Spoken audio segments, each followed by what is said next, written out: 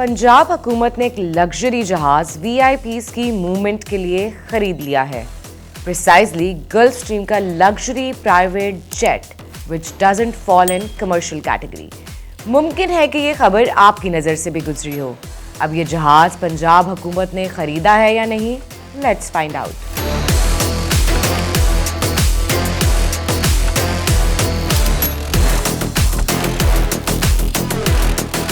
Story किसी सहाफ़ी ने ब्रेक नहीं की, former finance minister Miftah Ismail ने की, जिसमें उन्होंने एक ओपन सोर्स इन्वेस्टिगेशन के एक्स अकाउंट स्ट्रैटकॉम ब्यूरो को कोट किया, जहां क्लेम किया गया कि Gulf Stream G500 aircraft VIP transport के लिए एक्वायर किया गया है पंजाब गवर्नमेंट की तरफ से और इसका रजिस्ट्रेशन नंबर है N144S।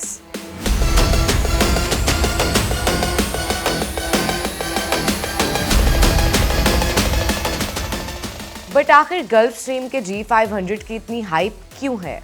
So basically this is a luxury private jet with seating capacity of 19 people only. Also as per the website of Gulfstream, इसमें sleeping capacity है 8 लोगों के लिए। Gulfstream का ये जहाज usually 38 to 45 million dollars के बीच में है, but a lot of it depends on the model, usage and exact taxes being paid.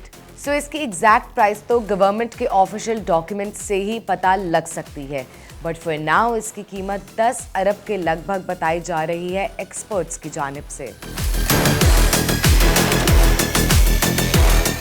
Punjab हुकूमत ने आखिर इतना लग्जरी जहाज क्यों और किसके लिए खरीदा?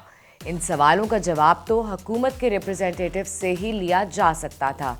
सो I reached out to information minister Azma Bukhari multiple times, मगर मुझे डायरेक्टली तो कोई जवाब नहीं मिला। But in a press conference she said कि इसे पंजाब हुकूमत की अपकमिंग एयरलाइन पंजाब एयर की फ्लीट का हिस्सा बनाने के लिए ख़रीदा गया है। जो हमारा एयर पंजाब है उसमें हम मुख्तलिफ जहाज़ ख़रीद रहे हैं और कुछ हम लीज़ पे लेंगे और ये एक मतलब फ्लीट बनाना है हमको, जिसमें हर तरह के जहाज़ होंगे और ये उसी की एक जो है वो कड़ी है। पर पंजाब एयर का दफ्तर कहाँ है? वो तो ढूंढने से भी नहीं मिला and there is no license of it yet. Air Punjab अगर ये बना रहा है तो कहीं रजिस्टर कराई होगी ना, सिविल एविएशन से लाइसेंस लिया होगा। सिविल एविएशन को उनको कहा होगा कि हम एयरलाइन बना रहे हैं, उसकी कहीं ऑफिस होगी, उसका कोई चीफ एग्जीक्यूटिव होगा, उसके कुछ मतलब वो होंगे ना, वो तो हमें बता देना कि इस एयरलाइन का ये CAS है, ये लाइसेंस है। इस एयरलाइन का मतलब दुनिया में कोई कॉर्पोरेट जेट 19 सीटर लेकर एयरलाइन खोलता है? किसी भी एयरलाइन के आगाज़ के लिए सबसे पहले RPT चाहिए होता है, यानी कि जो प्राइवेट ट्रांसपोर्ट का जो क्लेम है, यानी जो लाइसेंस है वो सिविल एविएशन से चाहिए होता है, इनके पास वो नहीं है। फिर एयर ऑपरेटर सर्टिफिकेट चाहिए होता है, वो इनके पास नहीं है। तो अभी हवाई बातें हैं और इन तमाम डॉक्यूमेंट्स की गैर मौजूदगी में एयरलाइन जहाज़ लीज़ पर या ख़रीदने की तरफ नहीं जा सकती, क्योंकि आखिर उसको इंपोर्ट करना है, उसको रजिस्टर करना है, तो वो किस नाम पे करेंगे? एयर पंजाब का इससे कोई ताल्लुक़ नहीं है जहाज़ के साथ, ना ही ये जहाज़ एयर पंजाब के लिए इस्तेमाल हो सकता है।